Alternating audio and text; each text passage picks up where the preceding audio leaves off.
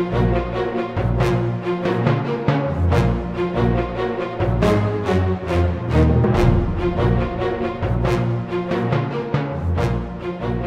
1956 Suez Crisis is not widely known today, but it had far-reaching consequences for Britain. In 1956, the President of Egypt, Colonel Gamal Abdel Nasser, decided to nationalize the British and French-owned Suez Canal, a vital world trade artery and vital also to the fading British Empire. Israel also wanted Colonel Nasser gone, as he was violently anti-Israeli, pro-Soviet and an Arab nationalist. And working together, Britain, France and Israel cooked up a plan to regain Western control over the canal and remove Nasser from power. On the 29th of October 1956, Israel launched a full-scale assault on Egypt through the Sinai Desert. The campaign was extremely successful, and Israeli tanks reached the Suez Canal in only 4 days. At this point, the British and French governments issued an ultimatum to both Colonel Nasser in Egypt and to Israel: withdraw 10 miles east and west of the canal, or British and French forces would intervene.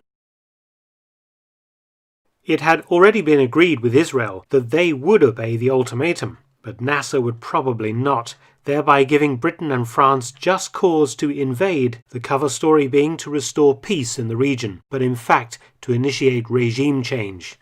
Israel agreed, but Nasser did not respond. Operation Musketeer, the Anglo-French invasion of Egypt, was then activated. One of the primary targets that required capturing if the Suez Canal was to be successfully secured was El Gamil Airfield at Port Said, an old British World War II airfield. The Egyptians had blocked its runway with oil drums and other paraphernalia, ensuring that British aircraft couldn't land full of troops to assault Port Said. It was clear that the airfield would have to be captured in a daring raid by paratroopers, and what better force for such a daring job than the Parachute Regiment, among the finest troops in the world. Formed in 1942, the Paras, as they were called, had chalked up a sterling reputation in World War II, dropping first in North Africa, then in Sicily and Italy, and on D-Day in June 1944 behind the invasion beaches. Fighting to the end when surrounded at Arnhem in September 1944 during the failed Operation Market Garden, and spearheading the crossing of the Rhine into Germany in March 1945. But since the end of the war, the Paras had been employed as elite infantry, not having parachuted into action for 11 years when the Suez operation suddenly surfaced. As the crisis worsened, the 16th Parachute Brigade, containing 3 battalions of Paras, had been moved forward to Cyprus, a British island close to Egypt in the Mediterranean.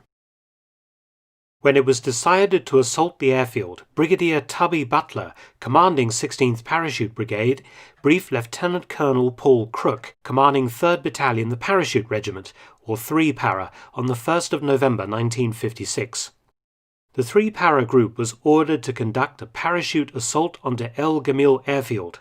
The drop zone would be narrow, bounded to the north by the Mediterranean Sea, to the south by El Manzala Lake, with the city of Port Said just to the east. Such an assault was very risky. In the past, British paratroopers had made assaults onto drop zones close but not actually on top of the target, allowing the men to land, collect their weapons and kit, and sort themselves out before marching to and assaulting the objective. This had been the case in Normandy, Holland, and during the Rhine crossings in 1944-45.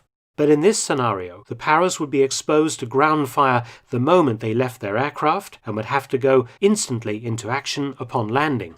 But as the element of surprise was crucial in this operation, there was no other way. Success or failure partly depended on the strength and dispositions of the enemy defending the airfield. It was established that El Gamil was defended by at least a battalion of Egyptians. At the time, the Egyptian army was in the process of changing over from British to American and Soviet weapons and equipment. Though not highly thought of as offensive actions, the Egyptians had a good reputation for defensive fighting.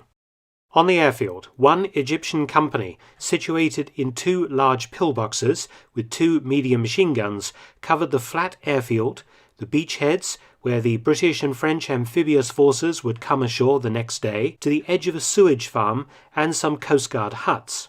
A second Egyptian company was located in the area of a nearby cemetery, supported by 3 medium machine guns, 1 6-pounder anti-tank gun, and 4 81mm mortars. Backing up these troops were 2 3.7-inch anti-aircraft guns and 3 Soviet-built Su-100 self-propelled guns. These formidable World War II weapons were in defilade positions on the edge of the airfield.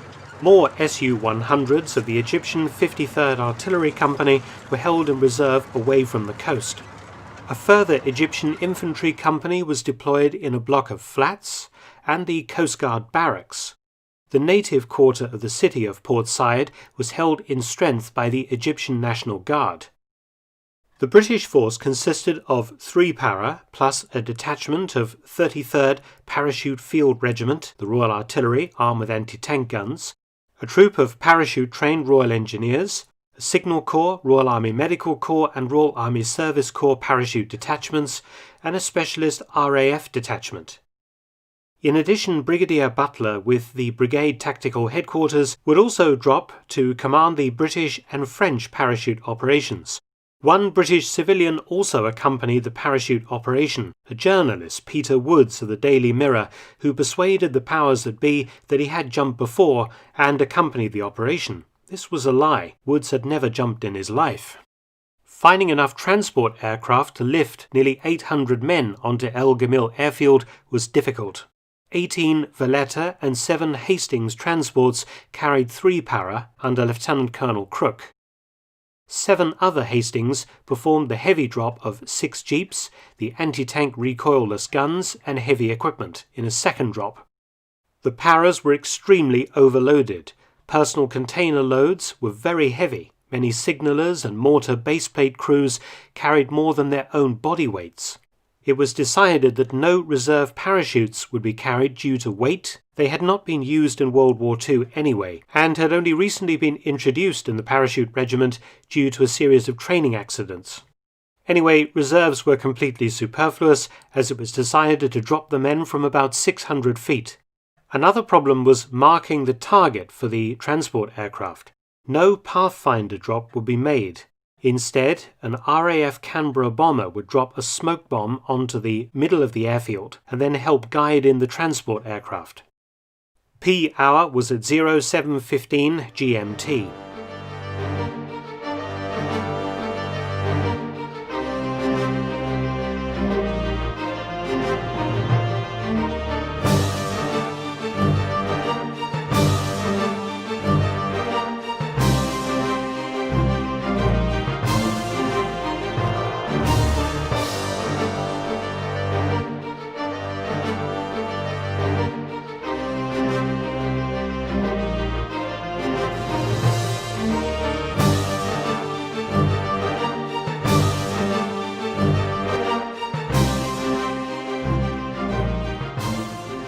The paras were under fire as soon as they leapt out of the aircraft. There was intense ground fire, but the battalion was on the ground in 10 minutes.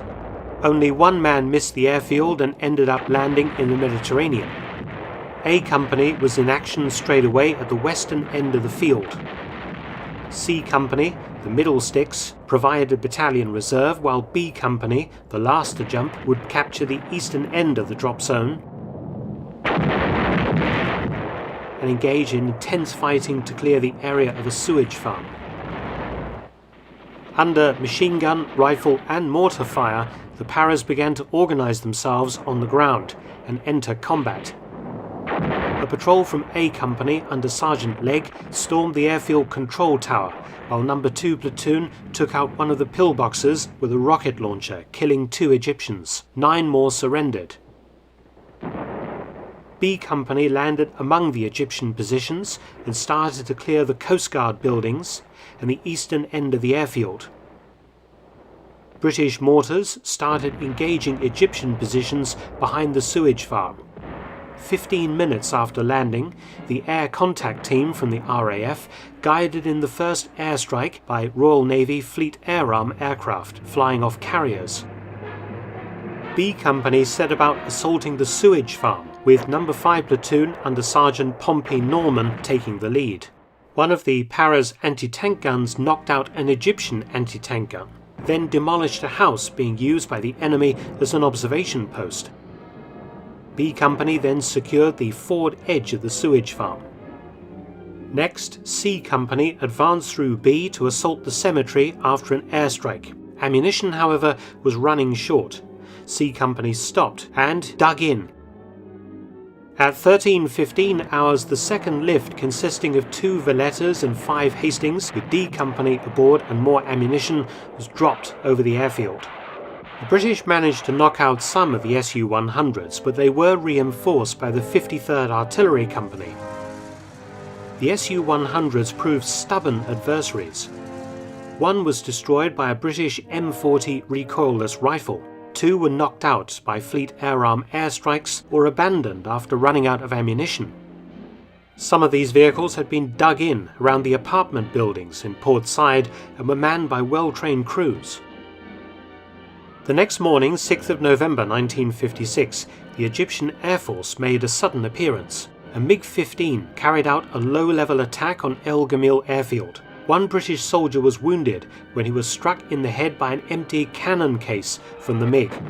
Royal Marines were starting to land on the beaches of Port Said town, and the Para's medium machine guns gave covering fire. The 0510 C Company sent forward a fighting patrol to occupy the cemetery without opposition. But sniper fire was coming from the block of flats and Coast Guard barracks, as well as the occasional shots from Su-100 self-propelled guns. C Company put in a 2-platoon attack that captured all the buildings without loss.